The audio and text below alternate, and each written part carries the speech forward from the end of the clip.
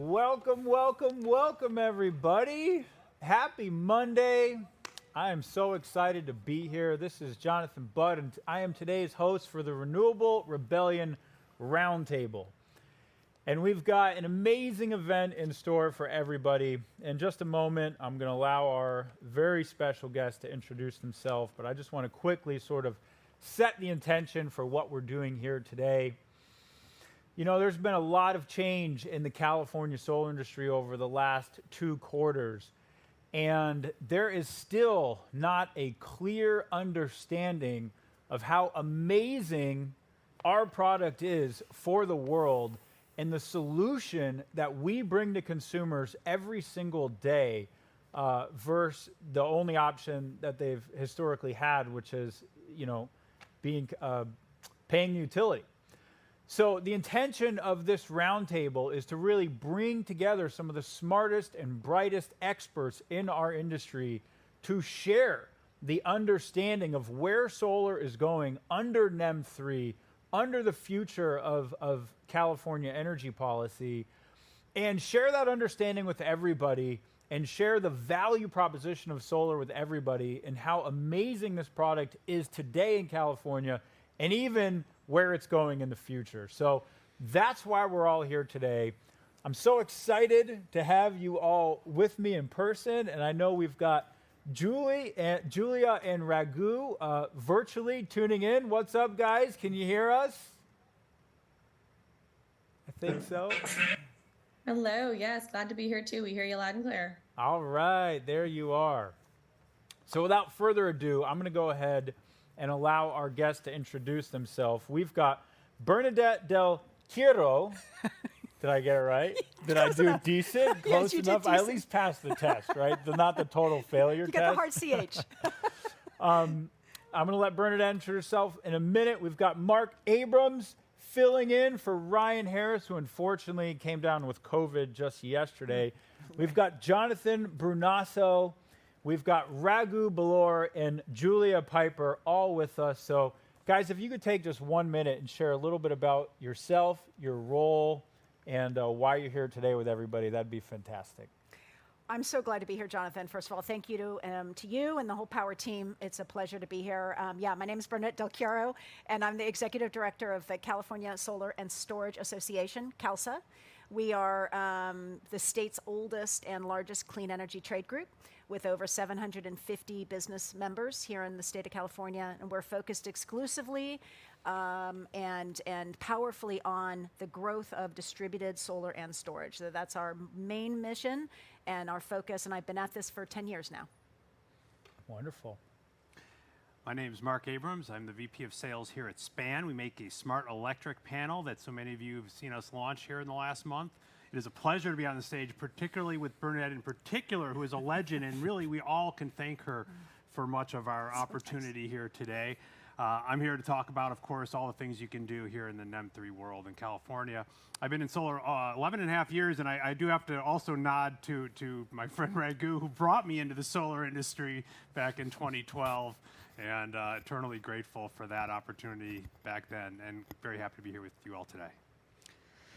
Hey, Powur family, and also hello to anyone in the solar industry. I've been in residential solar since about 2015 at a lot of large companies, and I've been with Powur for over 4 years now and have a very large team.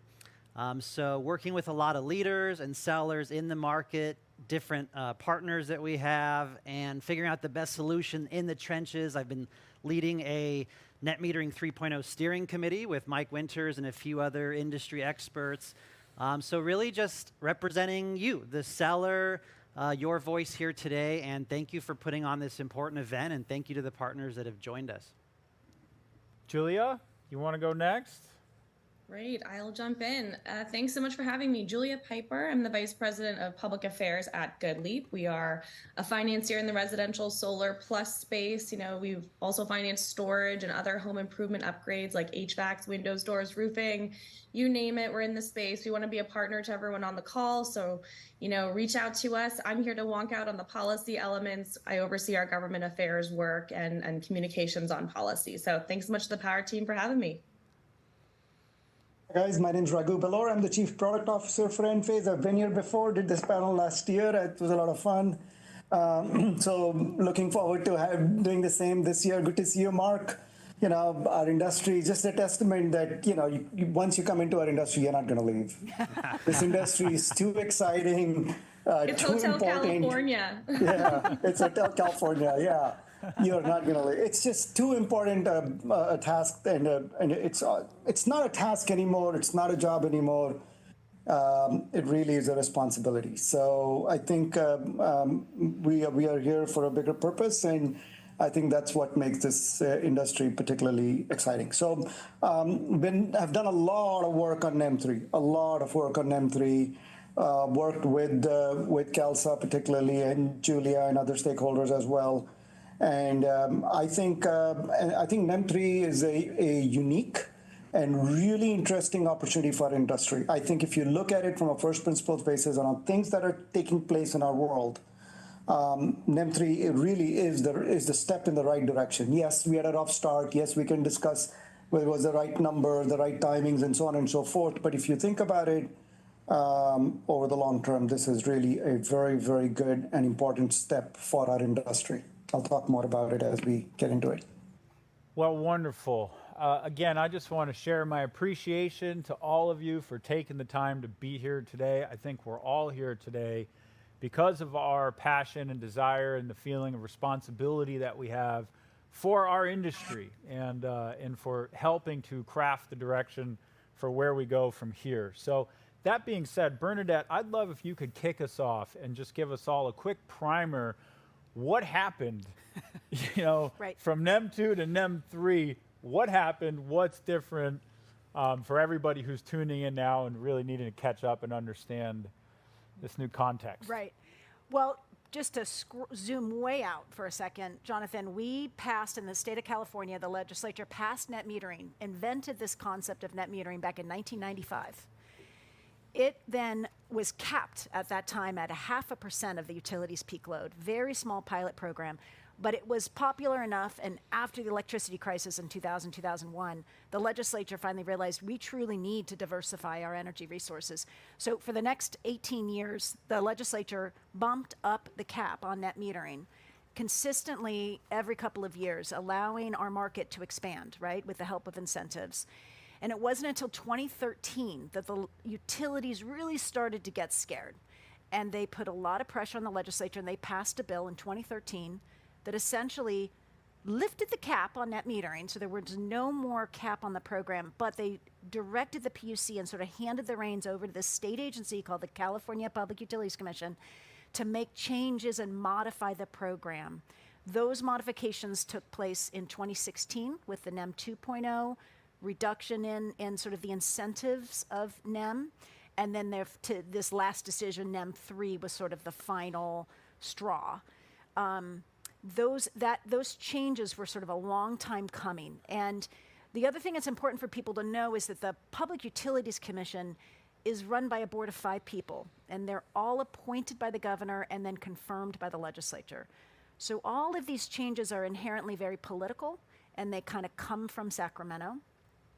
And they come at a time, and this gets to Raghu's, I think, opening comment. California is wanting genuinely to solve and be a leader in fighting climate change.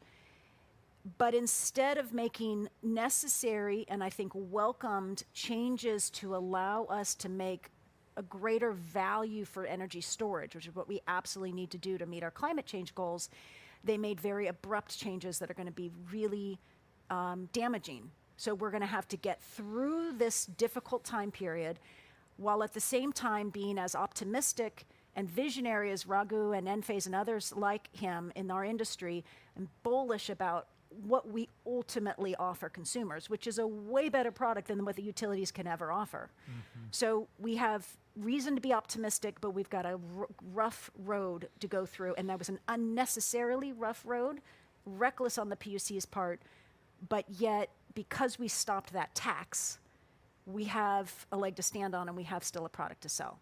So all of our hard work paid off in that we stopped the solar tax, but we still have a tough time ahead, and we're going to have to work together educate ourselves what this today is helping to do and get us through to that vision. Did I hear correctly? California pioneered net metering? Absolutely. Really? Yep. Okay, I did not know that. Yep. All right, another nod to the innovative spirit of this market, and makes me wonder, what are we going to pioneer next? Where are we going to lead to next? So, excellent. Thank you for that. Anything else to add? Anybody want to add anything before we kind of move on around context from NEM 2 to NEM 3? Yeah, if I may, I can share some thoughts. This is a period of great change, right? In terms of, if you look at what's happening with let's start with climate, right? Every day there's a case to be made about extreme weather. Couple that with adoption of EVs, adoption of heat pumps, adoption of solar, etc. In this period of great change, the fundamental structure of the utility, both in terms of the engineering of it, which is a very centralized model, as well as the policies and regulations that drive the utility in the current form, has to change. It cannot be the same, right? It's not changed in 125 years, and to expect that in this period of great change, a utility which is the core infrastructure to deliver energy cannot change is just crazy, right? So what we have to do is really, I personally strongly believe that the utility infrastructure has to be rebuilt. And the way, if you think about it from a first principles point of view, is going to be rebuilt from the inside out, from the home out, not from centralized generation and control driving to a home that was just a consumer. Today, all homes are becoming prosumers, right? We produce our own energy, and we do consume from the grid as well, but grid is just not the resource. So this massive reconstruction of the grid has to take place in order to meet the changes that are coming, and they're coming fast and furious. That's all I'd like to add. If I could jump in super quickly just to comment on that, people sometimes, I think, don't realize how big the distributed solar sector is. We were like roughly a third of all capacity nationally last year. In California, closer to 40, almost 50% of new capacity, I think, with the big push. And that's huge. We're a big industry. And I think sometimes policymakers in particular forget that. They think it's more of a fringe offering, but we are a massive clean energy player in the state of California and nationally. And now's the time for us to step up and be active through organizations like CALSSA and other places to show that, no, we're here, we're part of the economy of these states, massive jobs, not only potential, but current jobs in the market. So just like a feather in our cap of huge success, and now's the time to continue representing what our industry needs going forward, because we're a major player in the economy and meeting big climate goals. To Raghu's point on the climate issues we're facing, we're a key part of the solution, and we got to show that every day. Go ahead. I think I'll add just a thought on this, which is we've been here before as an industry. So for those of us who've been working nationally in this, so California, this may feel like a big disruptive change, and of course it is. But if you visit Hawaii, you've seen that they've been working with batteries for many, many years. Puerto Rico, many, many years. Frankly, Europe's been doing time of use shifting with battery for many years.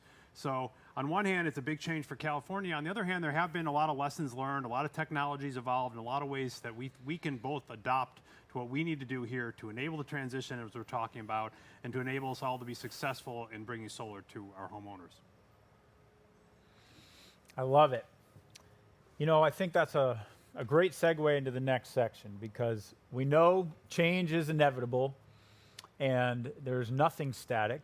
Value is always changing. So what has it changed into now? What is the new value proposition? Why is solar still attractive in California? How do batteries fit into this mix? We're really getting to the crux of this new energy future that I think we've all imagined. And to your point, Mark, there are some clues and examples in other markets. But to me, it feels like in California, we've really got the opportunity right now to do it at maybe a bigger scale, a larger scale than it's done before, and really in a way, kind of set the stage for what the new grid could look like. So let's talk about that. What is the value proposition under NEM 3? Who wants to dive in on that one? Well, I think Julia has some great slides. I don't know if Julia, if you want to go, but I think just to wrap it in a bow, the value proposition, there'll be exceptions where standalone solar makes sense. It's going to be consumer by consumer. I think the big takeaway is we're going to have to upgrade our, a lot of our sophistication as we sell NEM 3, but it's all about the battery and adding that battery. And I think Julia has some great slides to illustrate that. Yeah, if you don't mind, I'll jump in for a moment, and maybe this will be a good, foundation just so everyone's on the same page of what is the new net billing tariff known as NEM 3.0, right? So if you give me a few minutes to wonk out here, I think that'll set the scene really nicely for all the other speakers to chime in on exactly what the value offerings are. So these are a few slides I put together for another presentation. We'll try and click through them quickly. Our lawyers make me show a disclaimer that I am not allowed to give you all, legal advice here, but this is informed by, active role in the policymaking process. Just a quick reminder that this decision affects California's 3 largest investor-owned utilities. So there are municipal utilities and other utilities in the state that are not affected by NEM 3.0. They have their own policies, but just a good reminder there. Also, the fact that CALSSA fought really hard in all of the membership to avoid some really onerous fees that were part of the initial proposal. Was not part of the end decision. Also, we protected, the customers from retroactive changes and secured 20 years of grandfathering. So just want to point out that anyone who sent someone to a rally or what have you, those were wins that we got, even though, yes, we're still swallowing the impact of what this net billing tariff means for us going forward. The upshot, yes, the credit that customers receive for that exported solar power is going to decline, has declined now that we're living in the NEM 3.0 world by 75 to 80%. So those solar exports just aren't worth what they used to be. Customers can't really use the grid as a battery, if you will. So this is the new net billing tariff. This is where utilities compensate customers on what's known as the avoided cost rate. That's the world we're living in now. And so this is where the term self-consumption, I think, becomes really, really key. It's all about, when we talk about adding value, how can you have the solar match a customer's self-consumption? So you could, this kicks off a whole bunch of conversations around what is a customer's future goals? Are they buying an EV? How much energy are they currently using? Are they going to add a heat pump in future? Maybe a battery can help them store that excess electricity they produce from a larger solar system in the middle of the day and shift it to the evening.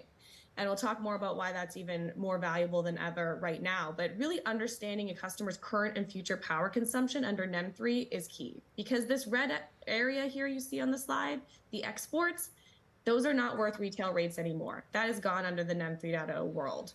What the customer is receiving instead is what's called the avoided cost calculator rate, the avoided cost rate. And this maybe makes your eyes go, wonky looking at this. This one right here, the chart on the right, a lot of numbers, and these numbers change over time. CALSSA and Powur, I know, have additional resources and slide decks, and reach out to Goodleap as well if you have questions on what this is. But this is basically the matrix of what a customer is going to be compensated and is compensated under the current, net billing regime we're living in California. So as you can see, there's moments in the middle of the day, those red areas, where it just doesn't, your new customer's not making much money, if anything, to export that solar power. Now, we debated what that true correct cost should be. I think we think this is lower than the value truly is, but nonetheless, this is where we landed today, again, at the avoided cost calculator rate. So no longer are exports tied to time of use rates as they were under NEM 2. So a lot of different values here. This is where your technology partners and software partners are really going to help you figure out, as you calculate for a customer what their savings could be, how to plug all this stuff in on the back end. And you'll see there's a couple green hours there in September that I'll get back to in just a moment. So a couple other quick things here, just clicking through. You can see there's this highly incentivized hours later in September, a couple of them. We'll talk more probably and hear from Raghu and others about how battery storage providers are able to help customers harness the additional value that comes where they could get paid a fair amount in the September hours. But mostly you're seeing the export's just not valued very highly. These rates are locked in for the next, customers will lock in these rates for 9 years. After that, the export rate will vary over time. The ACC itself is updated over time, probably more than you need to know, and happy to tell you more, but just be aware that you cannot just cite one export rate number and have that assumed to be the number a customer will receive forever. Now, there is a glide path. So there are these adders you may have heard of, a little extra cents here and there that customers will receive starting now in 2023, and it phases down over time. You can see by 2027, those adders, to make it a little easier, a little more compensation, if you will, do phase down and go away. Because we're starting at such a low export rate amount, the adders don't do a heck of a lot, but you might want to know that these disadvantaged communities on the right-hand side here, they have higher adders. So if you're interested in serving customers who qualify for living in a disadvantaged community, the economics for them, for say a solar-only system that does want to make more money off of those exports, there could be a good case for them there. Moving quickly here, I hope everyone again will put questions in if you don't understand sort of the base scenario. Last couple points. Utilities aren't really going to be ready to bill for net billing in NEM 3.0 until the end of December. So we're really looking at what the 2024 export rates will be, and they're actually slightly higher. So something to note there. So anyone going solar today in California might actually be billed under a NEM 2 scenario and then see their billing shift later in the year. Their NEM 3 customers are just getting a near-term benefit. And again, there's those high value numbers, hours in September. We'll talk more about how a customer can leverage. Quick things to note. Customers are also on electricity rates, and this is why we say storage is so valuable. It's about self-consumption, storing that power in the middle of the day that would no longer be valuable to export, and using it to offset these really high peak prices in the evening. All NEM 3 customers will move to these electrification rates that have these higher on and off peak rate amounts. So you really want to help your customer avoid those penalizing rates. Note, they do have a $15 per month roughly fixed charge that they will pay regardless. A little bit more about the electricity rates. And this is where the battery storage comes in. You take that red zone that is no longer worth very much when you export it and shift that to become yellow zone and offset those high time of use rates later in the evenings. And this is where we can kick off a conversation more about right sizing the battery system, understanding customer goals. Do they want backup power? What kind of technology is available to them to maybe even export power during those few high value hours I showed you, where those green areas showed up on that chart. So that's, I think, where the conversation will go. I won't spend too much time on this. Maybe we can share the slides after, just some more details of the ruling. Maybe one thing to know is that your solar system can be sized to 150% of a customer's previous 12-month energy usage if they attest to the fact that they're going to use more energy going forward. So that's where you see someone saying, I'm going to buy an EV. So you can size that solar system larger so they can add more load. And we'll leave it there for now. I know that was kind of a lot and a little bit rambly, but I hope that gives everyone, the foundation we need to have the value discussion in a really informed way. I think it does. Thank you, Julia. We've got the background now. JB, I kind of want to kick it over to you to maybe share another side of this, right? Because you were just telling me about a proposal you presented, walking in here. If I'm a customer in California today, why am I going solar? Yeah, I think to your question, the value proposition, it's stronger than ever. What we've seen out there is partially mindset shift needs to happen. A lot of sales reps, ask, should I leave the state? Should I go elsewhere?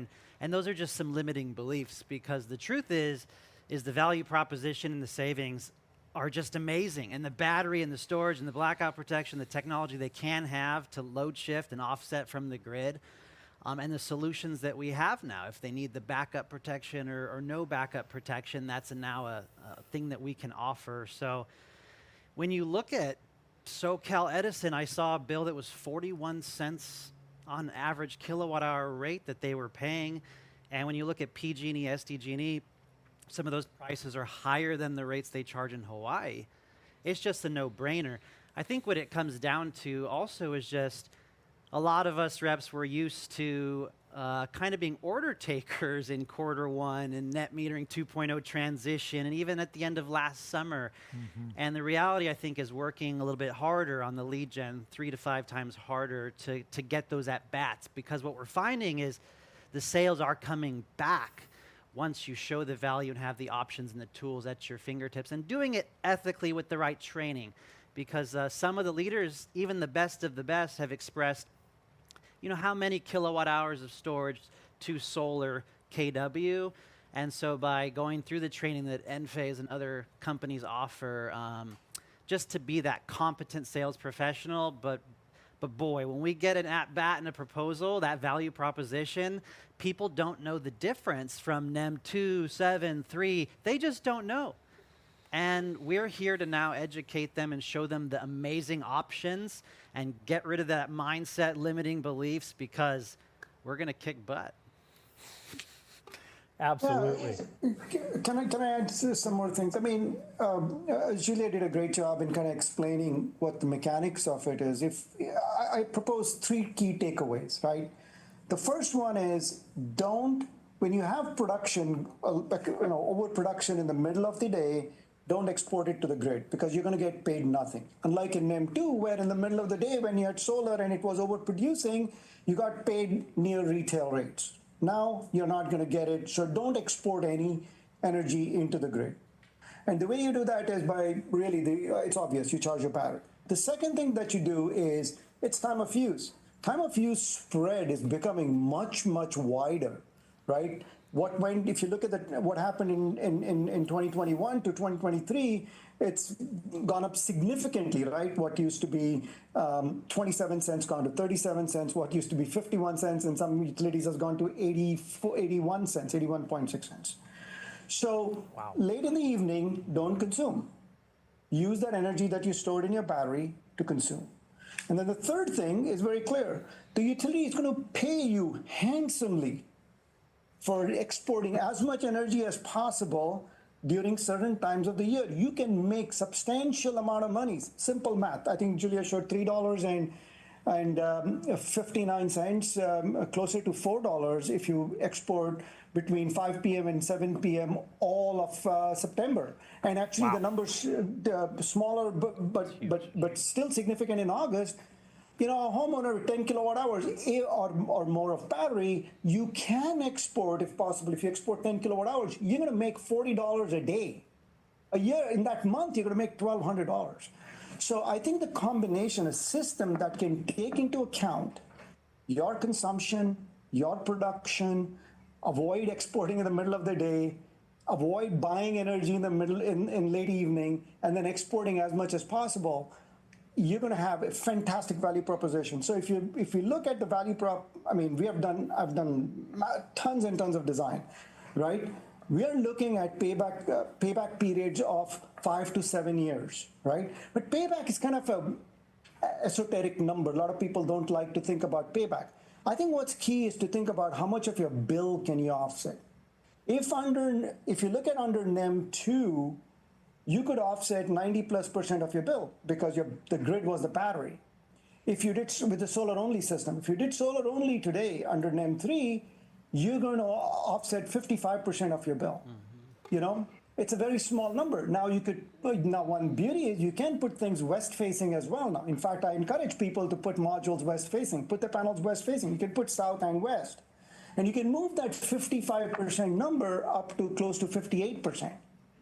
But adding a small battery, even a 10 kilowatt hour battery or in 6.7 kilowatt hour battery, you can improve that payback, the bill offset from 55% to 70 to 90%, back up to NEM 2 rates.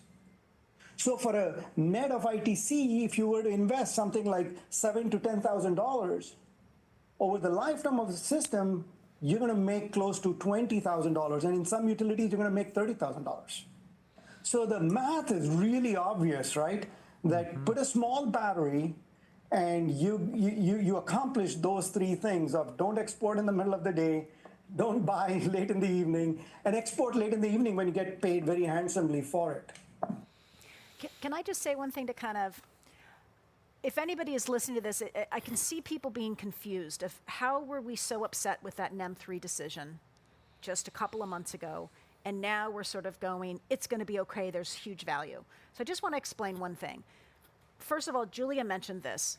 If we as California solar industry and can get policymakers to avoid taxing self-consumption, if we can preserve the right to self-generate our own energy to meet our own on-site energy needs, we will always have, I think it's safe to say, a huge value proposition for consumers, because California's utilities have proven themselves incapable of keeping electricity rates manageable and low. And I think they're going to have a harder and harder time as it goes forward. I think, in fact, if we are able to keep growing, will keep those rates down more so than if they just did everything through utility scale. So preserving self-consumption was by and large the #1 goal that makes it possible for us to still provide tremendous value, even with these lower export credits. But the key thing is that transition, and the transition is we have to move us quickly toward this all storage attached systems as we can to preserve that value, as Raghu just walked through and as Julia's slides explained. And that therein is the rub, because are we going to be able to go from a 12 to 15% storage attachment rate market, which is where we are now and what we've been selling, to an 80% attachment? How quickly can we get there? So we all have to work together to get there as quickly as possible, but the transition is going to be difficult. And that's why I want to make it clear, especially if there's any policymakers listening to this, that was it's going to be an unnecessarily rough transition.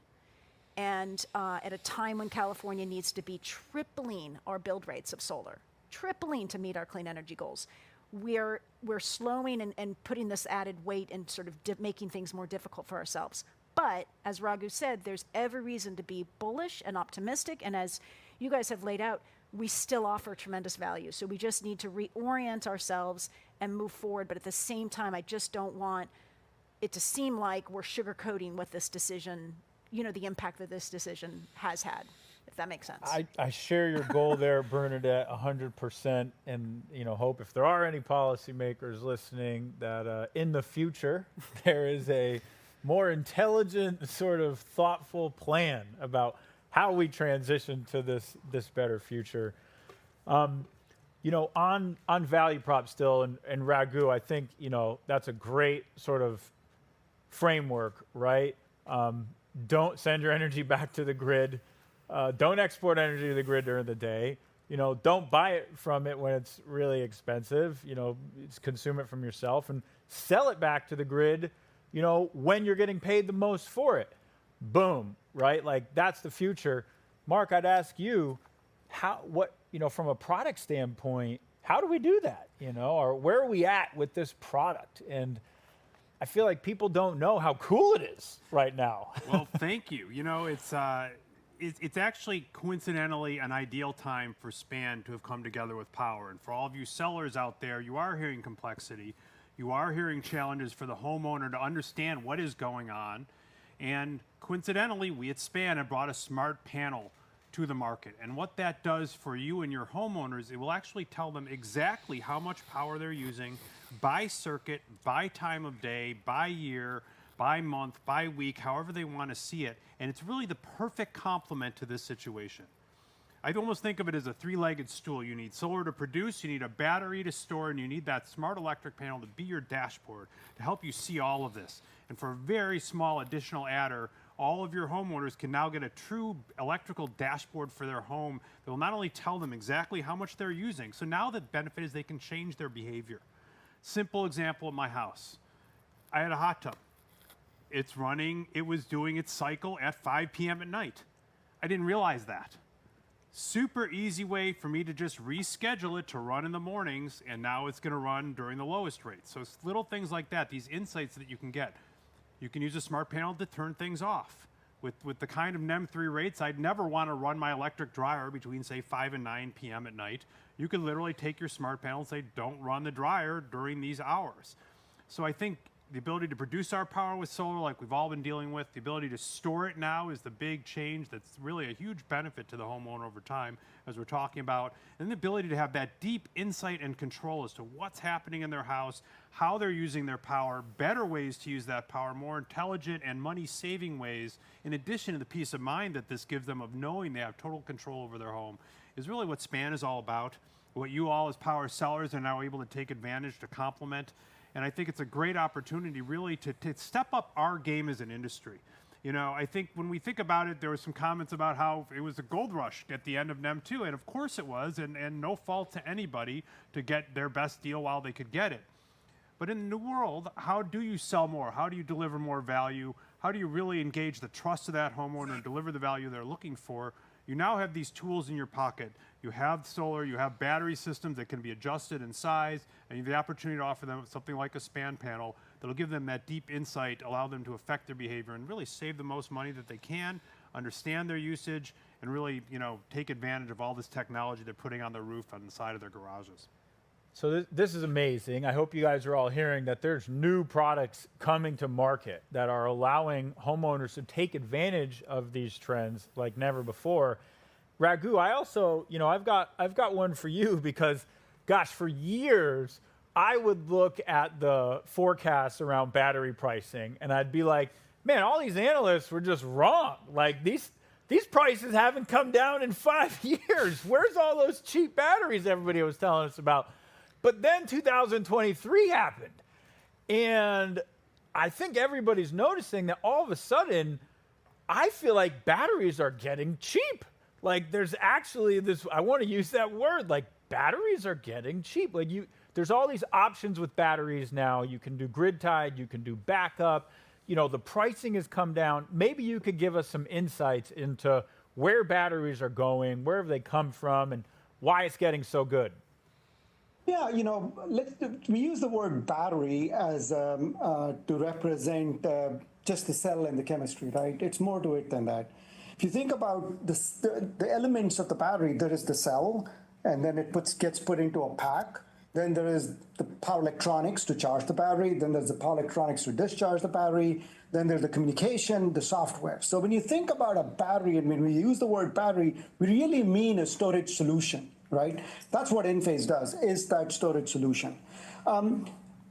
Everybody has a role to play. The cell guys have to go figure out how are they reducing the cost of lithium chemistry, right?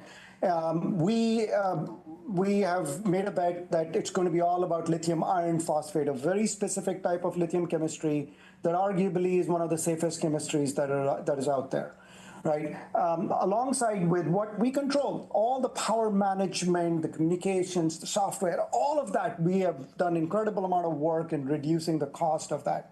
So that's why you're seeing now cell chemistry costs is continuing to come down as more and more people are investing in factories, capacity is going up. You know, you get 100 gigawatt hour factories. You know, there are companies that are talking about going to have 500 gigawatt hours of production capacity, right? So the cell guys are going to continue down the path of reducing the cost of chemistry.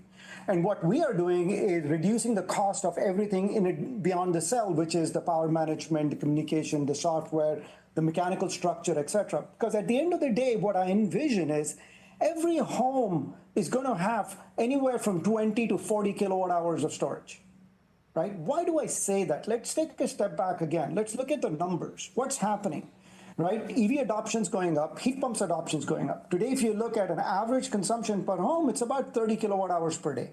That's an average. If you look at an EV commutes about 12 kilowatt hours per day, an equivalent of 12. 40 miles translates to about 12 to 15 kilowatt hours per day. Add 2 EVs, that's 30 kilowatt hours. You just doubled your consumption from 30 kilowatt hours a day to 60 kilowatt hours a day. Add a heat pump, that's another 12 to 15 kilowatt hours a day. I'm well over 2x the consumption. 2x the consumption per home. I just saw a recent study. California says that by 2035, the average consumption per home is going to go up by more than 40%. Those are massive changes, right?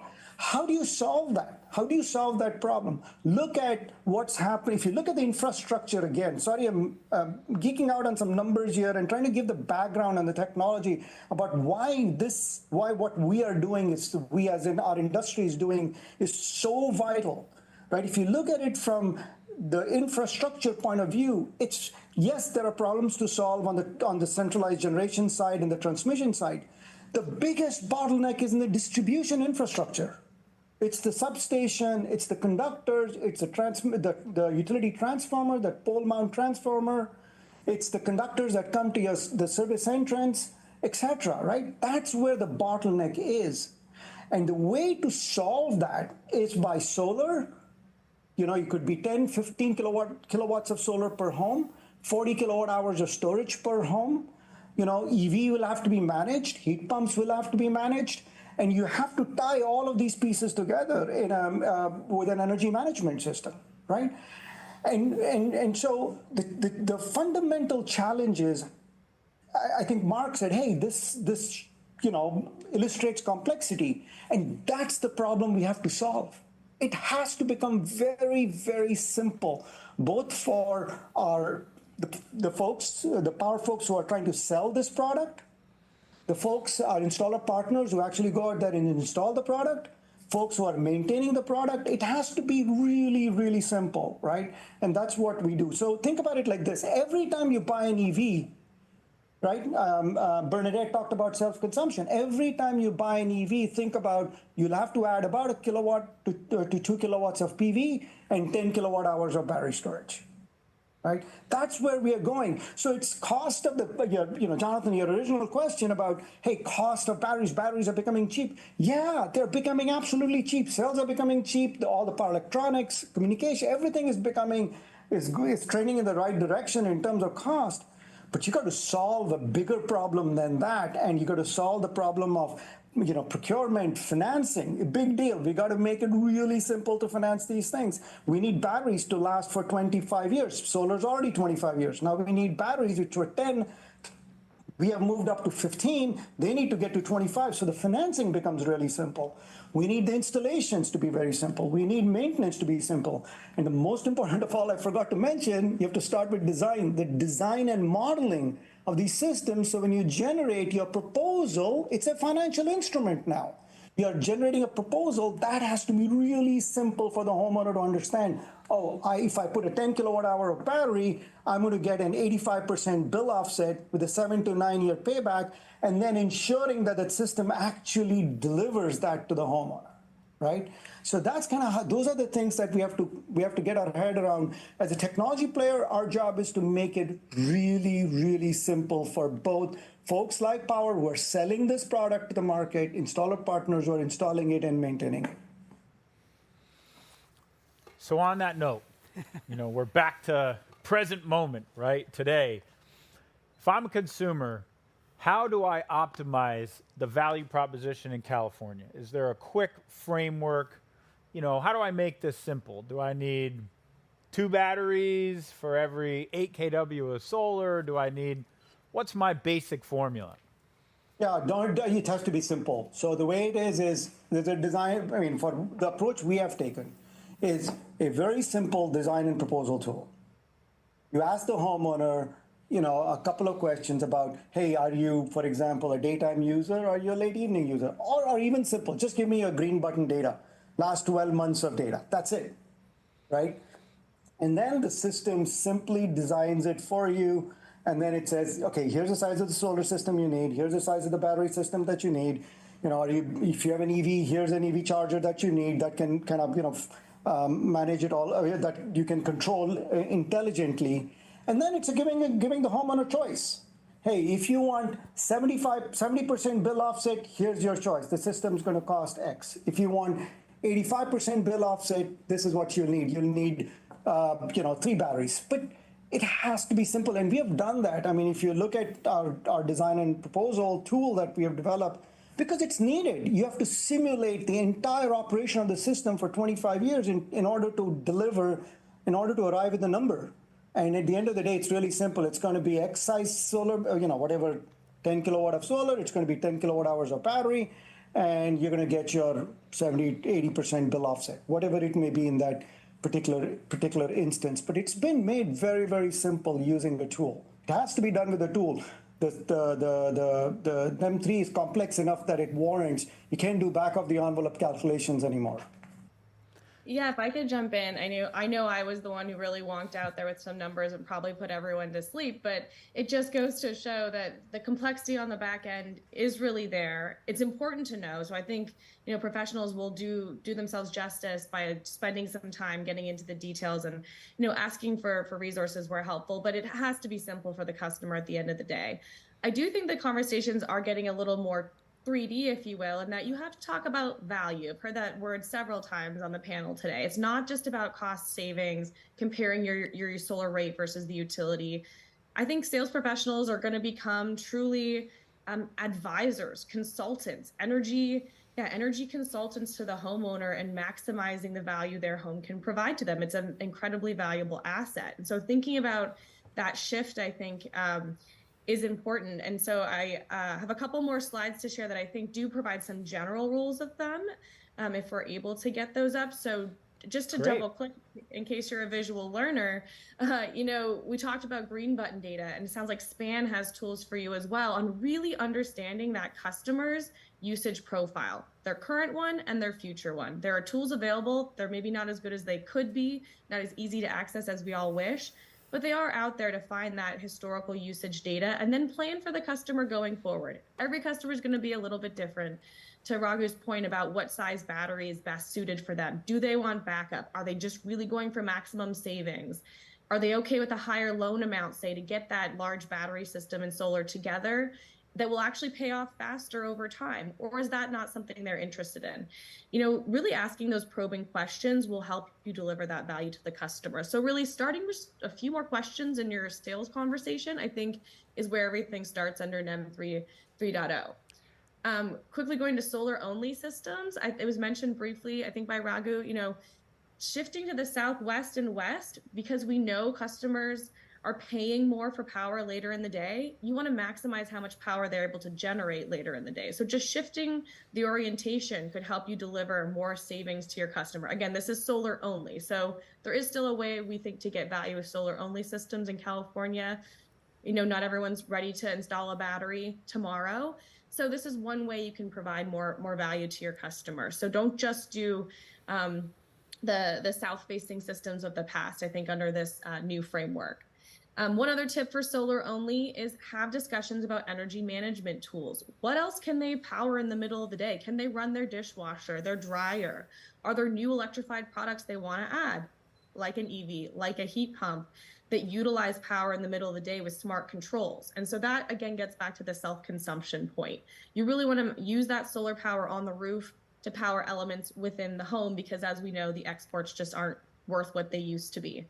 If you're just doing solar only, and again, it depends on what the customer's usage profile is, but you probably want to aim for a 60% offset. You don't need to oversize systems anymore. There's no real value to that large solar system that's not getting compensated in the middle of the day.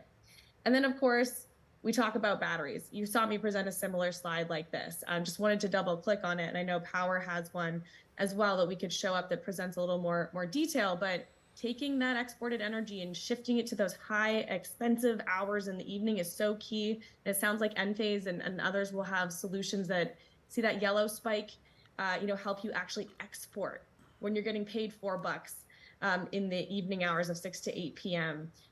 In September. So just wanted to, again, present some visuals here and some rules of thumb on some ways to sell, but it really is a little bit more complex in the sense that each customer is different. But that's also a big opportunity if you have that value conversation.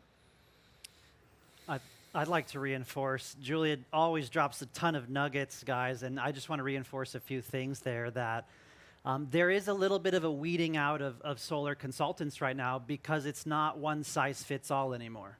We really have to double down on the discovery questions up front to provide the solutions for a more complex sale. It's a consultative approach now. So the discovery questions to show the right solutions. And now, there's financing, there's lease, backup, no backup, there's EVs, there's heat pumps like they mentioned. And what we're finding, a lot of my top leaders are finding, is that there are other companies or sales people out there that are not doing batteries and not doing right by the homeowner. So I really think it's not one size fits all, and the discovery questions, guys, are more important than ever. Can I just add one other thing really quick, Jonathan?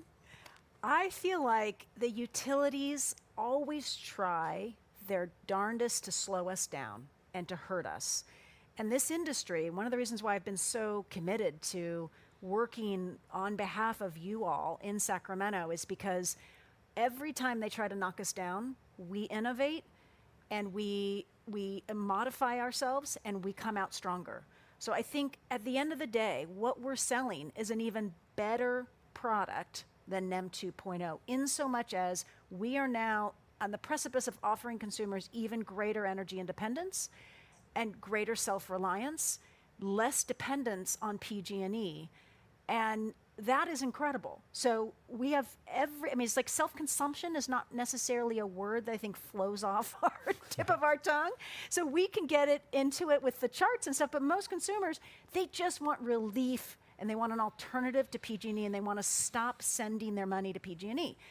This is what we have to offer. So it's an even better product in the end. So if we can channel that energy, that should get us through this hump and into this, sort of brighter future. Because as Raghu, prices are only going to go up and electricity needs are only going to go up. That's why the utilities fight so hard to keep us from this self-consumption market. Exactly. Yeah. Yeah, exactly as Bernadette said. One in terms of what Julia talking about value. All the modeling we do, we assume a very conservative utility escalation, price escalation, right? The reality is utility rates are going up much faster than any of the modeling that we have done. We assume a very moderate 4%, but I think 4% is a laughable number. Even if you look at simply time of use spreads, they've gone up significantly from what it was even in 2021. I'm sure Bernadette knows the precise number, but I think PG&E rates went up last year by 14 or 18%, right? Not 4%. So I think when you invest in solar and batteries today, it's a hedge against future utility rate hikes. And future utility rate hikes, in my opinion, are absolutely coming. The demand's going up. The demand with whole home electrification, and the way you meet the demand is you have to do a lot of your infrastructure work. Your infrastructure work is very expensive and it's volumetric pricing. It's divvied up amongst all us ratepayers. Utility rates are going to go up a lot, and they went up 18% last year. So one of the big things you're doing, investing in solar and battery today, is you are hedging against future rate increases.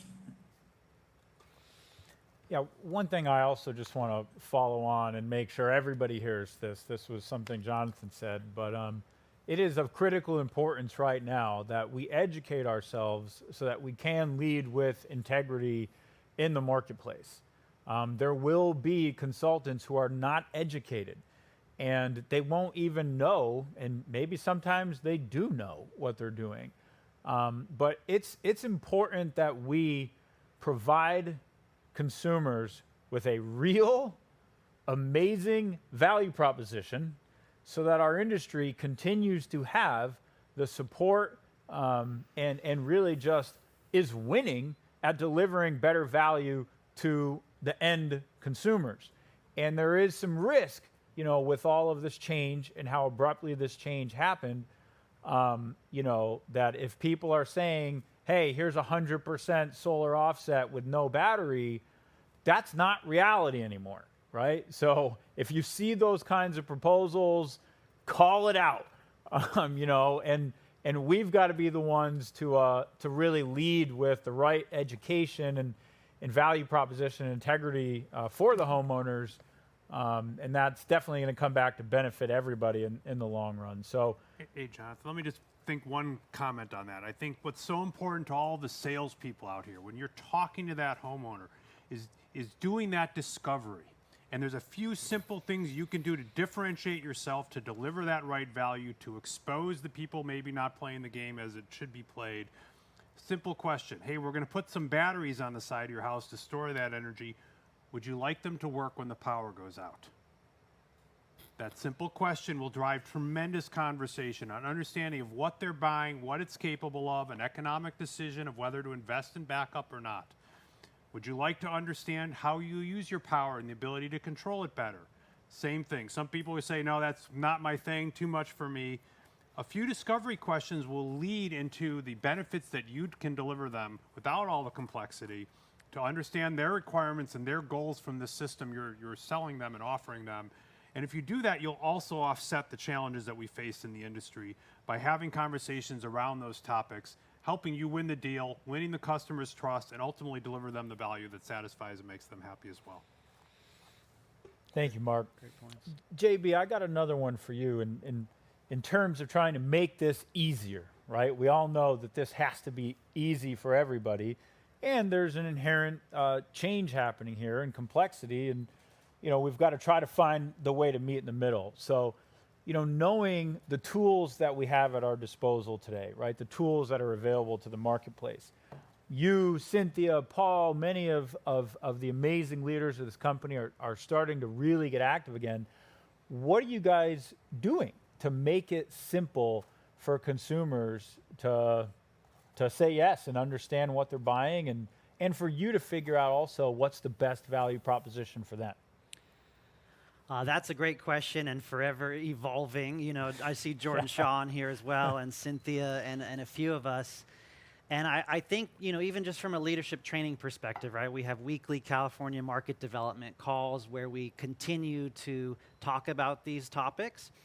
Next time we are going through live examples of how 3 different reps look at the same bill and how they present it independently. They're not going to be able to hear each other do it. So we're going to see from the top people how they do it. And part of the steering committee is, we're almost done with the cheat sheet, showing averages of production from the solar and then the battery storage recommendation. It's been tossed out there that 1.5 to 2.5 times the kilowatt hour battery should be from the solar PV. So that's kind of a cheat sheet as well. And like Raghu said, there's lots of systems and tools out there, whether you're looking at Enphase or other systems or Open Solar, Power Vision or Solo. They do have sliders and recommendations, so I always more evening usage to be on the more conservative side and do things like that. And then you look at the solutions, right? So I know Cynthia is finding tremendous value in cash when she's asking the right discovery questions, and she leans into that. Other times, the consumer is all about the monthly and the savings, and they may want to move in a few years. And when you look at lease solutions, especially in this high interest rate market, and you possibly look at battery replacement or warranty of 25 years without the debt or the loan to value, well, boy, the lease is looking pretty good these days. So being able to pivot between the Goodleap loan, the cash, or knowing that lease number with those benefits is key. And the discovery questions is such an integral part of that. Well, maybe that's a great segue into financing. Another major sort of lesson 2023 is teaching us all is how critical financing really is for the solar industry. And in a lot of ways, our industry is tied at the hip of financing. So what are the best ways to finance in this NEM 3 environment that we're all seeing right now? Maybe I can jump in as the financial player, one of on the panel. I think the key word it comes back to is value and matching the customer's specific needs. If a customer, for instance, is going to be moving in 10 to 15 years, it probably makes more sense to consider a loan where they're paying off their principal balance up front until that point, and then can have a smooth home selling experience. So it's about asking that customer what they want to achieve. I think value again comes in as we discussed this discovery question. What else does the customer want to look to do in their home? Do they need a roof upgrade? Are they going to have to do that anyway? Do they want to bundle a solar installation and a battery installation with a roof upgrade?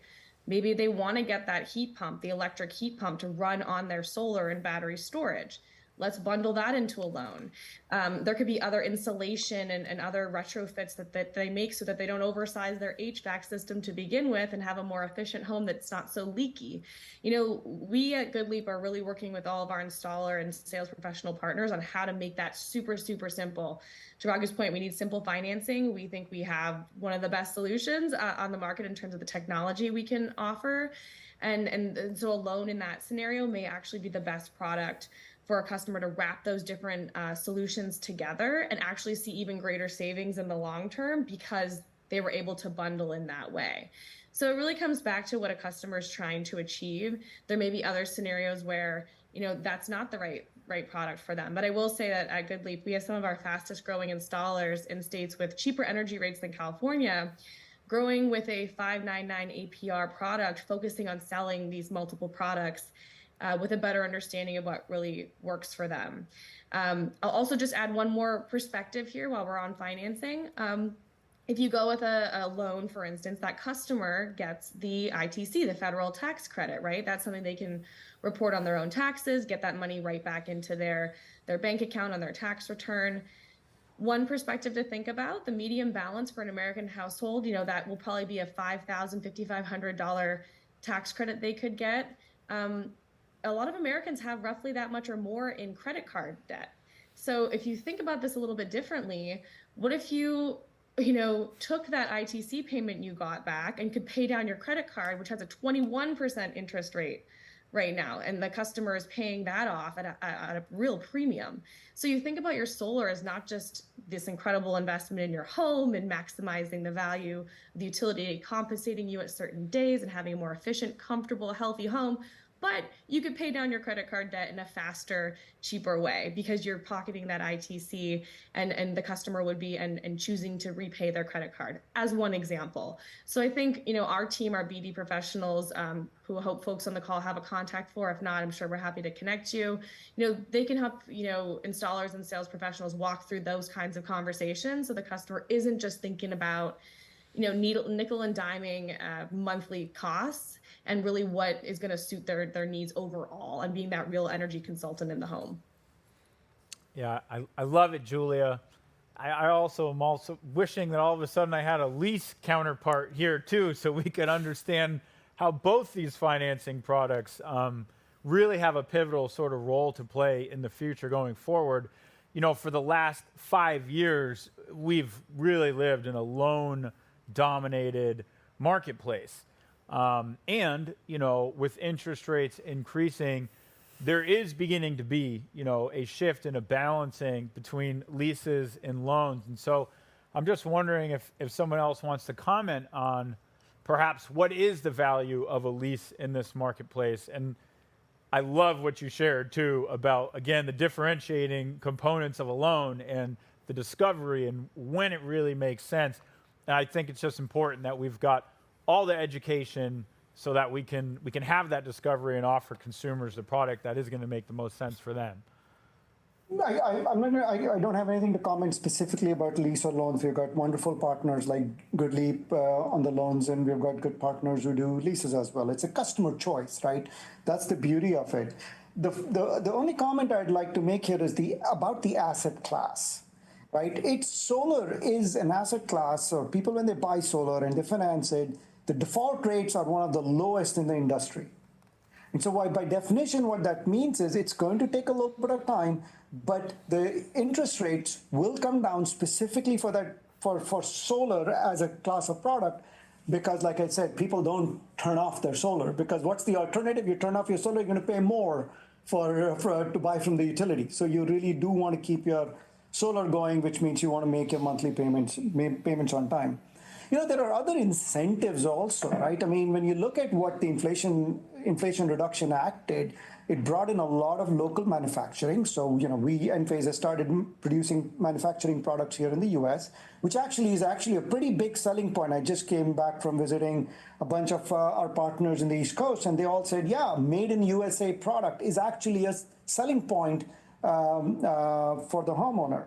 But what the IRA has also done is now there's discussion about an additional, so we went from 22% of the tax credit to now 30% tax credit. That means that there's good savings for the homeowner. And there is a lot of discussion that's happening in terms of understanding what does domestic content mean. Domestic content adds another 10% on top of that. And then there are other adders that can get up to as much as 50% of your investment you get as tax credit. So I think all in all, the combination of the stuff that we are doing with adding battery, the evolving role of the battery, payback periods are becoming healthy. Utility rates are continuing to climb. You've got great incentives from the Inflation Reduction Act. The asset class has very low default rates. I think all of these make this a very, very compelling value proposition for the homeowner. And I think, Jonathan, to your point, it is really boils down to how do you make the sale very, very simple. The fundamentals are clear. They're all in place. Not worried about it. It's just about taking the next step and making that sale very simple, and then followed up with very simple install, very simple maintenance of the system. I'd like to speak to the lease for 1 second. And I don't know if Julia and Raghu can see the chat here, but everyone loved your analogy of the tax credit paying off worse debt, Julia. That was a great one. And even the Enphase sizing guide was posted in the chat as well. But just to circle back on leases and PPAs for a second, there's some companies out there that a few of us used to work at that pay you more commission when you sell a lease. Or they're even pushing batteries in other states where they're not going to get leads or they're not going to get compensated as much. So I just want to point out that I love about Powur is that we can do a Goodleap loan without backup. Cynthia can do cash. Owen Carey can close a lease for our leads and our referrals. So we have the ability here, unlike other companies, large companies that incentivize certain products that they want to. So I just want to call that out. And I do think when we look at other major nationwide companies that we are seeing the product mix go to 40% being lease PPA now. So whatever is in the best interest of the homeowner, whether it's a monthly lease, escalator, no escalator, or even a really interesting category is the prepaid upfront lease and being owned for 25 years by one of these companies, you do get some added benefits like the batteries and things like that. So really undressing if they want to pay it off, if they benefit from that tax credit, or if they're truly just in it for the savings and having that consultative approach. But we are seeing more leases in the industry from my angle. So with maybe the big takeaway for everyone watching, that there's a variety of options and solutions to meet unique individual customer needs. And you've got all those solutions at your disposal. And it's really up to each of us to learn how to use the tools, be equipped with the tools and really learn how to use the tools. But under NEM 3, I think more than ever, you're really going to need to know the right time to sell a loan, the right time to sell a lease, the right time to present cash and show the value of the asset. And I think that is a part of this new reality. Before it was really all loan and nobody else cared, and some people wanted to pay cash. That's not the case anymore. You've got to have a little bit more knowledge of the tools, but those tools are very effective. They work, and they're still delivering value. You guys good to maybe move on to one of our final topics here before we open it up to some Q&A? Let's do it. So this one is really exploring sort of what's possible in the future under NEM 3 and with this unique new product mix. And Raghu, you started to get into this a little bit with your kind of three-part framework of don't export, buy from yourself in the evening and sell it back, baby. But I think that third piece is a radically new concept certainly for California, maybe almost anywhere. Where's this going, right? What do you see this turning into? The way I think about it, great question, by the way, Jonathan. I love to talk about this kind of stuff. So, NEM 3 is a precursor, in my view, to getting real-time pricing signals from the utility. where the utility will tell us day ahead that says, hey, this is what the price is going to be. This is how much we're going to charge you tomorrow for buying energy from us at different times of the day. And this is what you're going to get paid for exporting. If you really take a step back, what is the utility signaling to us? It's market rate. We are market rate participants. In some sense, I think about it as our industry coming of age. We are now a mature and an important player in the energy mix of the entire utility infrastructure. So that's why in the middle of the day, they pay us nothing, because there's a lot of supply in the system. There's not enough demand. In fact, it's really interesting if you think about the famous or infamous duck curve, right? There was this whole notion of a duck curve and what it did in the middle of the day. Now that duck curve has changed into what's called canyon cliffs. That's a whole new terminology, and I encourage people to go read about it. It's really interesting stuff. So NEM 3 is prescribed. It says this is what the utility is going to charge for time of use, and this is what the utility will compensate you for exporting.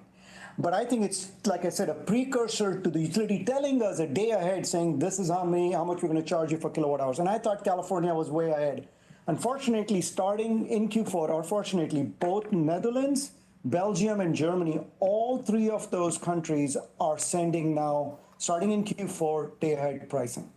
So 24 hours ahead, we're going to get a signal. Hey, this is what your buy rate is going to be. This is what your sell rate is going to be. So the system that's running, that is in real time, making decisions, the energy management system that says, oh, when should I charge my battery? When should I discharge my battery? What are the things that I can control?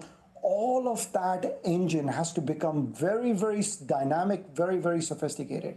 But fast forward to even 24 months from now, you're going to have EVs, and EVs are going to become bidirectional, which means EV is not just a consumer of energy now. EV can now participate. It can potentially export energy, whether that is to self-consume or that is to maximize exporting into the grid. So I think the future is super exciting from a technology point of view, and the things we are having a lot more levers to pull. Our energy management system can in real time decide, okay, charging, discharging of the battery, charging, discharging of the car, when to buy from the grid, when to sell from the grid. All of this is complex, but that complexity is completely abstracted away from the homeowner as well as our install partner. The software really is becoming very, very sophisticated and very, very intelligent. That's the future. Very soon after that, what happens? I am a unit of intelligence. I have all of this energy within my home. I'll have excess energy. I should be able to trade my energy with my neighbor, right? I should be able to trade energy with my neighbor. I should be able to make that a market rate to trade my energy, which means I'm selling from my neighbor, I'm buying from my neighbor, right? All of that is coming over the next 24 to 36 months. So when I think about our industry is becoming really sophisticated, really, really interesting. And I think Julia made the comment about we have to morph ourselves from being solar sales people to energy consultants, energy professionals. That's what we are. But the times ahead are very, very interesting, very exciting. Raghu, maybe I could ask you one question on that. You know, this is something that I'm curious about myself. So incredibly exciting, you know, the prospect to be able to have a real marketplace where we're buying and selling energy back to the grid and getting compensated for it. Are the assets that we as consumers are purchasing today going to be able to be updated simply by software? Are we future-proofed in a way? If I buy that Enphase battery 24 months from now, 36 months from now, are we talking these are just software updates? Are there going to be hardware updates required? Like maybe you could share a little bit more with us about understanding this asset that we're buying today. Yeah, I want to be careful. I want to represent the industry. I don't want to completely represent Enphase alone. Having said that, yes, with Enphase, we really make it a point to make sure that we are always future-proof. That's why we are what's called an AC-coupled system. That way, solar is coming in AC, batteries are coming in AC, EVs coming in AC. We really take what's called a platform approach to it. Think about it, an operating system. right? Solar was the first application that was running on that platform. Now we are adding battery as an application that's running on the platform, just like your phone. You now have your EV that's plugging in. The utility is just another element of that platform. And the software has to be really smart, really adaptive to understand not all homes will have all the applications. So not all homes will have solar and EVs. Some homes may have only solar and battery. Some homes may only have solar and EV. That's a really powerful use case as well, right? So you have to architect the system. And this is where architecture really matters.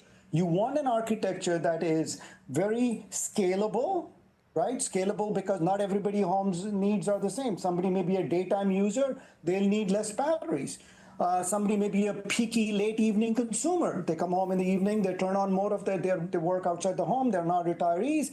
And so you have to adapt the system, you have to size the system to meet their needs. So you need a system that's very modular, very scalable. That's what we do with our solar and battery systems. And then you need a system that can adapt itself over time.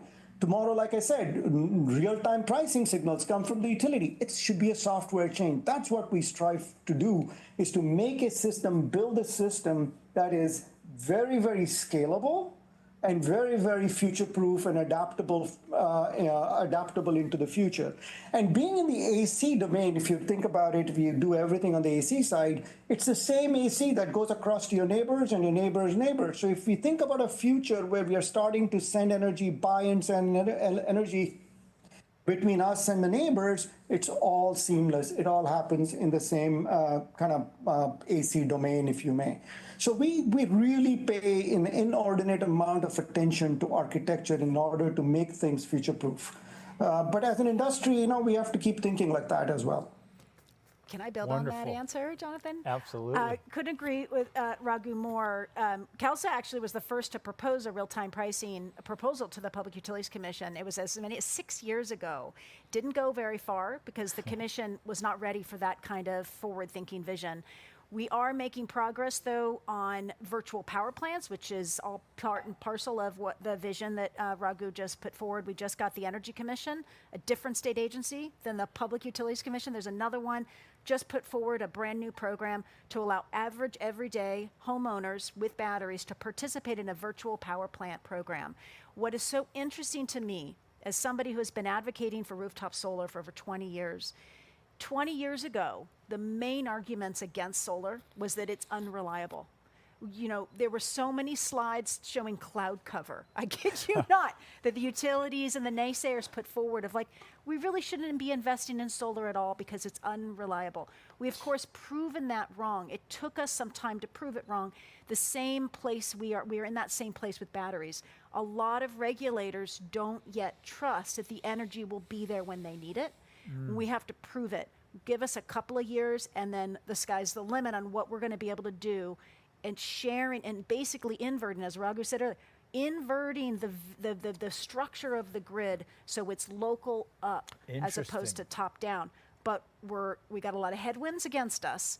But if we can keep at it and prove the technology will work, which is what this new program at the Energy Commission allows us to do, then we can grow. You're saying you see a future in which we're going to be more influential in advocating for the rates that we get paid when we discharge our batteries. Absolutely. The NEM 3 is kind of just an opening. It's a rough opening, right? It's like an entry into a new planet that was rougher than it needed to be, but it opens us up by bringing the battery in, that sophisticated software opens us up to now providing so much more value to the grid, and then we have to advocate to get compensated for it. But I've got the tingles when I hear that right now, because literally, I don't know if you can all feel this, but you feel into a future in which we as consumers are getting paid, a meaningful amount of money to participate in sharing energy with the grid, and what that does to our value proposition. When you're making $1,200 a year or $1,500 a year or more off of that relationship with the grid, and that is an exciting future. It is, and it's going to be so much cheaper than doing it the way of the 1900s, right? The 1900s grid is not going to survive the 21st century. It just can't. Yeah, I completely agree. I mean, I think Bernadette makes a really interesting point here, right? This is a problem of abundance. This is not a problem of scarcity. We have plenty of energy, especially here in California, free energy. It's simply a matter of harnessing it and using it appropriately. This is not something, like I said, when you have, I learned this from I've got to tell you this little story. I learned this from my 13-year-old. Like every dad, I walk behind her and I turn the lights off in the room, right? It seems like dads have that DNA in them. And one day she turns around and saying, Dad, why do you keep turning the lights off? We have plenty of solar. I was like, yeah, that's exactly right. We have plenty of solar. I really don't need to turn the lights off, right? So we really are dealing with a problem of abundance. And what's happening now, and NEM 3 is really the stepping stone into it, is that the resources, the homes becoming, resources that are becoming available, that have been enabled by it, are such that the home's just becoming that much more powerful, that much more resource rich, many more levers to pull to deliver whatever the use case the homeowner wants. The homeowner may want self-consumption, purely bill optimization. No problem, that's software. A homeowner may say, I care about the bill, but not as much. I want carbon optimization, which means I want to absolutely minimize buying anything from the grid, right? That's an option. Another homeowner may say, I only want resiliency. I don't want anything else, right? Or a fourth homeowner may say, I only want green charging. I only want to charge. I bought an EV. I don't want to charge it from fossil fuel, right? I only want to charge it from clean electrons, which comes from my solar, right? So all of those things are possible. The beauty of the world where we are headed to, we are now here and heading into, is choice. Consumers will have much more choice. Utility was their only choice. They had nothing else. Now they have a lot of choice, a lot of control, a lot of independence. If I could jump in maybe quickly, I mean, I will make a play for efficiency. I still think there's a reason to maybe turn off your lights, especially if you're going for that bill savings element. Otherwise, your usage will increase and maybe you won't see as much as you thought. But in Raghu's case, he's got plenty of solar, I'm sure. So he can, and LEDs. And LEDs, you can justify it. And that gets into a conversation we can have maybe a little later if we have time about fixed fees and proposals in California. But I do want to double click on something Bernadette was talking about, of making sure that we are compensated fairly for the value that distributed energy does provide. And just a little painting of a picture there is, folks on the call will probably remember coming up almost a year ago in September, when California's grid was truly on the brink and the state had to text all the consumers asking them to, lower their usage, and consumer action really saved the grid from the brink. And what wasn't factored into that were how many hundreds of batteries? 80,000, according to CALSSA, customer-cited batteries connected to the grid during that time, this time last year, so probably many more today, that were also helping the grid in that moment. They were taking strain off the grid as we were confronting that really hot heat wave. And that's roughly the equivalent just from those 80,000 batteries. Even if you assume they weren't all operating right in the middle of that heat wave, surely customers were using the battery storage for their own purposes, but some were also exporting back to the grid right when the grid needed it, about the equivalent of a natural gas power plant's worth of power. That is real value. That is distributed energy coming together, being aggregated, and putting value back on the grid as a resource. And so I think there's going to be a lot of conversations we have to have in making those points about just how much our collective power is of all these individual systems. Again, almost half of solar capacity in California last year came from rooftop, specifically residential. You factor in commercial rooftop and it is about half. That is a conversation we have to talk about the real power of our sector that I think is sometimes missing because we only see it in onesie-twosies individual homes.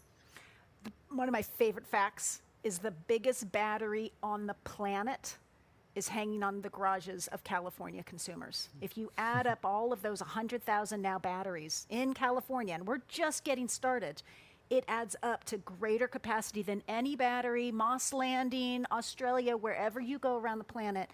What we have done so far adds together to be the biggest battery in the world. And we're just getting started. It's this really cool fact about what we've built even so far and the power of aggregating small distributed consumer systems. It's amazing. Yeah. Gentlemen, any final thoughts you want to share about what's possible in the future now that you see? You know, here at SPAN, of course, we've got this platform, and we think of our smart panel as like an iPhone, where you've got this core hardware technology, but now you layer the software on top. And it allows you to do all kinds of things, just like, you know, to Raghu's excellent point about distributing this intelligence to the edge, and Bernadette's point about aggregating it together. We at SPAN plan to be right in the heart of this. Knowing when to turn something on, knowing when to turn it off, having the ability to advise in that, to better react to a pricing signal, to control an appliance or a circuit in the house. So I think these days are very real, and I think back to all the folks here from a salesperson's perspective, when you're talking to the consumer and trying to get them excited about the value you're delivering, paint that picture of the investments they're making, not just to save the money they're going to help save today, but to prepare themselves for this future that's coming our way. Does anybody know someone that owns an electric car, drives an electric car? Raise your hand. Let me see you guys out there. Everybody, right? I say it's the new Corolla of California. And to Raghu's point, like, the grid is going to double its need. It's only going to happen. Like, yes, right now there's been a little NEM 3 hangover. Yes, we're figuring out some of the solutions. And yes, there's a constraining of some of the sales professionals. Some will be weeded out. Some may not have the right tools. Some may leave this market. But what I've been saying, and a few of us, if you can hang on 6, 12, 18 months, we're just going to get warmed up with these summer bills that we're all experiencing right now, guys. We're starting to see it now. There's multiple people on Facebook, every community group's like, who knows a solar person? They don't know if it's NEM 2, 1, 3, doesn't matter. So I just urge you, get the training, get the learning in now, attend the leadership meetings, whatever company you're at, especially Powur, and hang in there. Attend the B&Is, double down, triple down on your lead generation, and be that competent consultative consultant with the right discovery questions, because it's only going to take off for the next 10 years, and all of these tools that everyone here is speaking to is going to give us the tools that continue to kick butt. Amen. Yeah.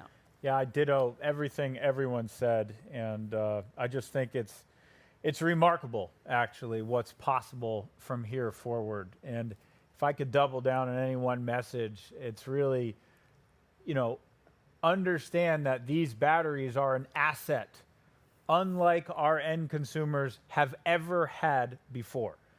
Under NEM 3, under this change, your battery is an asset that you can monetize in multiple different ways, and it is the job of us educators and consultants to really show people the value of the asset that they are purchasing and all the different ways that they're going to be able to benefit their lives from this asset, both physical in their home and energy usage and protection and independence, and then economic and financial in, you know, how they save money, how they sell energy back to the grid, etc. So we have the best product, hands down.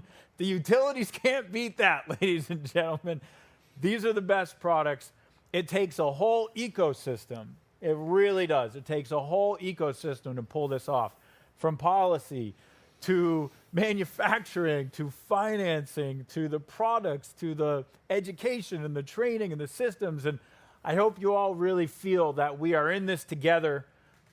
We have a dynamic future that we're creating right here. And it's really up to us. It's up to us. And there's so much possible. And I just thank all of you guys for really being here today to steward this conversation and help steward the industry as leaders in where we're going next. So thank you so much. Give it up for our panelists, everybody. And we're going to do show your love, show your love. They just shared a lot of brilliance and a lot of wisdom and a lot of heart with everybody. So we've got 10 minutes left for a brief Q&A. So go ahead and drop your questions here. Yes, we appreciate you all as well. We love you all as well. I'll throw one to Julia while you guys are typing your questions in the chat. I think someone asked earlier once or twice about this looming income fixed charge fee we saw in the news. Julia, maybe you can give us just a quick update to those that are aware of that. Yeah, I'll tee it up. I'm sure Bernadette will have some thoughts as well. But yeah, so an income-based fixed charge. This was something that the California legislature passed, I guess, last year in law, saying that they were going to remove the cap on what utilities could charge all customers in California and base that fixed fee off of income. So there would be at least 3 tiers: lower, middle, and higher income earners who each pay some different kind of fixed fee. When I say fixed fee, it's like something you cannot offset with solar savings or efficiency savings. This would be a mandated amount that everyone would pay each month.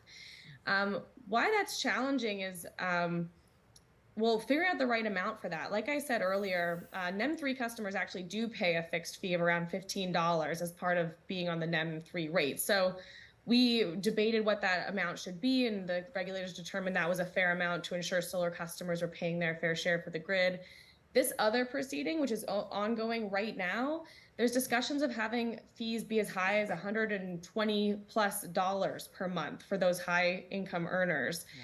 And the hard part is, what are those 3 tiers going to look like? There's a lot of medium income earners in California who'd end up paying really, really high fixed charges every month that they could not offset with solar savings. Again, you can't get around a fixed charge. That's by design.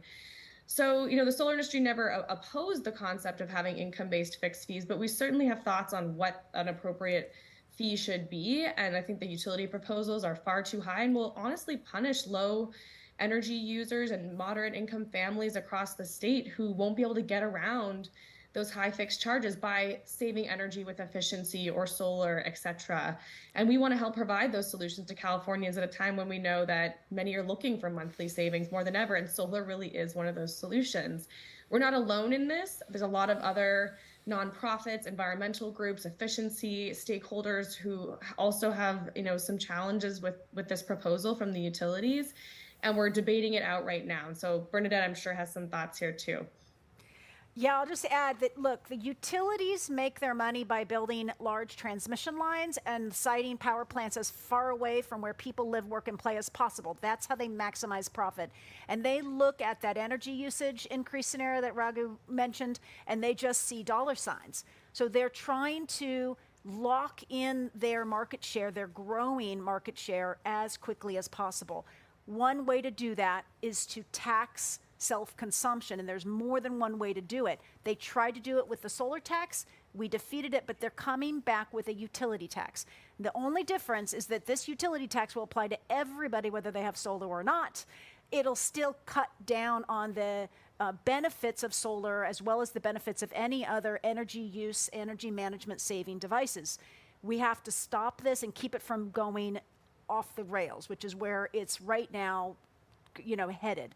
The decision will come at us sometime early 2024, and then it will not be rolled in until probably 2026. So what we're doing now is protecting consumers in the years ahead. There's so many examples of this where we are simultaneously educating and supporting the industry while at the same time doing battle with the utilities at these different public policy forums. And I just can't stress enough how the risk and the threats are still there. The utilities aren't going to give up with NEM 3. We're not going to die as a result of NEM 3. That is what they were going for. We got to keep up our strong defenses. So thank to Powur, thanks to Enphase, Goodleap, and others for being part of CALSSA and giving us the resources we need to fight for all of you. And just please help spread the word and get more resources in.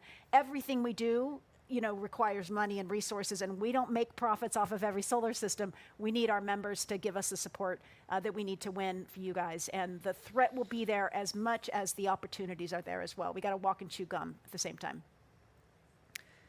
Anything our watchers can do to help fight, Bernadette, or be a member of CALSSA, or anything they can look towards? Be a member of CALSSA. There will be public hearings coming up in the next couple of months, and we will be helping orchestrate engagement on how to fight back on those high extreme fixed charges and keep them, just California from going off the deep end on this. It's just another tax. CALSSA has an individual membership, right? No, we only have. How can everybody who's watching, if you're an individual consultant, how do you become a member of CALSSA? If you are your own business, you should become a member of CALSSA. We have very small, low fees for people that are small businesses. If you are work for a member company, you should sign up and get on our email list so that you can be active in our action alerts. And you can just get information from us, info@calssa.org. There's a real person behind that email address, and feel free to reach out. We're also doing chapter events all over the state right now. We're in Northern California, the Bay Area tonight, Sacramento. I'll be there tomorrow night. Check us out. Come stop by. We're opening the doors to non-members on these events only, just to give you all a sense of who we are. So help spread the word. We're at 750 business members. Makes us one of the largest trade groups in the country, but we should be at least 1,000. And if we had that and everybody paid their fair share and supported us, we would have the resources that we need to beat the utilities back at their game and move us into this future, this vision that Raghu so beautifully laid out for us. Thank you. That's my pitch. Yeah. Rightly so. I can't help it. More questions. Do we have more questions? I actually have another one for Julia or Bernadette. We've heard that NEM 3 billing with the big three utilities won't start until January, February, perhaps. So when a NEM 3 system is being installed today, what can our reps expect to see on this bill, and when will it kick in, perhaps? This is actually a really big problem for us because a lot of consumers are going to be very confused. They're going to see a NEM 2 billing scenario before NEM 3 hits them, and then they're going to blame us because they're not going to necessarily understand what happened. So this gets at the make sure that as you're selling NEM 3 systems right now that the consumer really understands. Go that extra mile to make sure that they really understand that this is sort of a bonus. These couple of months that they're going to get under NEM 2, it's an early signing bonus, but make sure they understand what they're going to ultimately get, so that this doesn't come back to haunt us. I mentioned earlier, consumer protection it's a really big Achilles heel for us, and it just takes one or two consumers to get on the nightly news and really hurt our industry, even if 99.9% of our customers are super happy with us. So we got to make sure we go the extra mile in making sure consumers understand what it is they're getting. And it's part of our frustration at CALSSA that this decision was rushed so much so that we don't even have the tariff done yet. And here we are selling the product.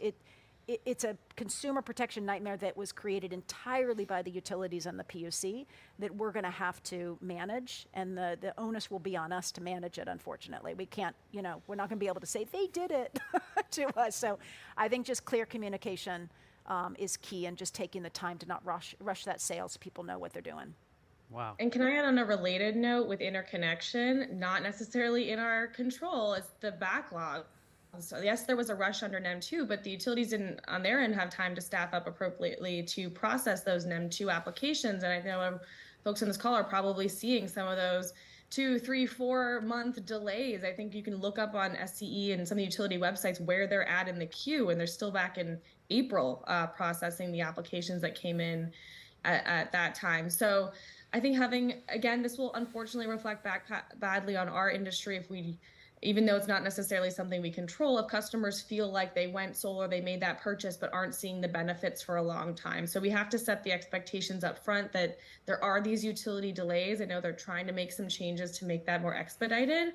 We're trying to work on the policy front to get a spotlight put on this as well, so the utilities are properly resourced, so that our industry is not doing all the legwork and then getting stuck with these long delayed timelines that also create business challenges and ultimately potentially consumer protection issues. So at least doing our part in making customers aware of the timelines that utilities have, directing them to the utility websites, providing resources so there's that clear communication and the customer doesn't turn back to the solar company and think that they're the cause of the delay.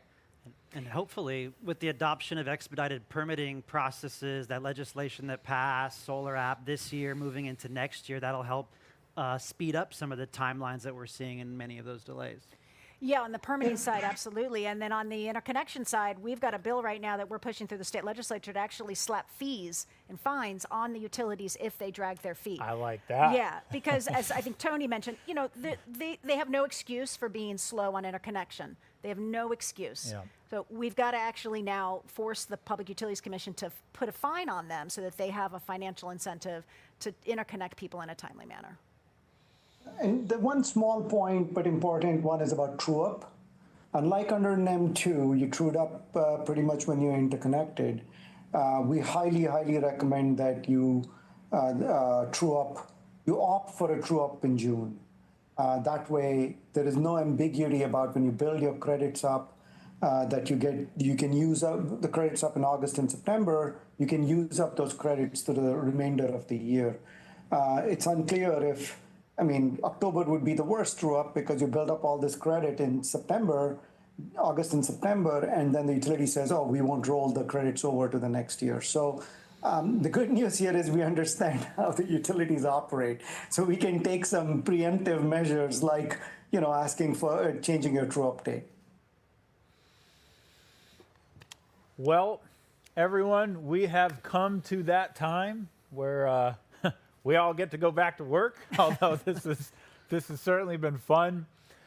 I do just want to say again, thank you to every single one of you, our panelists, who showed up today, generously shared your time and your energy and your knowledge and your leadership with us. I know where it comes from. I know it comes from your hearts, and that all of us really care about the future that we're creating and where we go as an industry from here. And I hope that came off to each and every one of you. And I want to thank all of you, everyone who's out there, who showed up to the Renewable Rebellion Roundtable. You are the ones, truly, who are making the difference. Every single house that we install solar plus storage on, that we get off the grid, that we transition to this new energy future, you are the one who goes out there and makes that happen, and who brings that customer to the table, and who creates that demand, and who makes this shift possible. So I thank you so much for the leadership that you have in our industry and collectively, because without you all, we got nothing, and this world is not going solar, and it's not going to be storing energy, and it's not going to be building a new energy grid that we all desperately need. So thank you so much to everyone for the role you play in this amazing industry. I don't know about all of you, but I'm inspired. I'm excited about where we go from here. I'm motivated. I'm eager to go out there and solve whatever challenge is in front of us. And most importantly, share the amazing value that NEM 3 has for consumers today, and continue to get more people on our side so we can fight back these, truly selfish policies that the utilities put forward that don't benefit society and they don't benefit end consumers.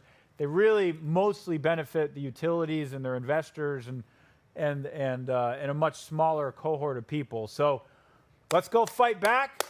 Let's go create the future. I'm proud to be part of this community, this movement with all of you, and have an awesome rest of your day.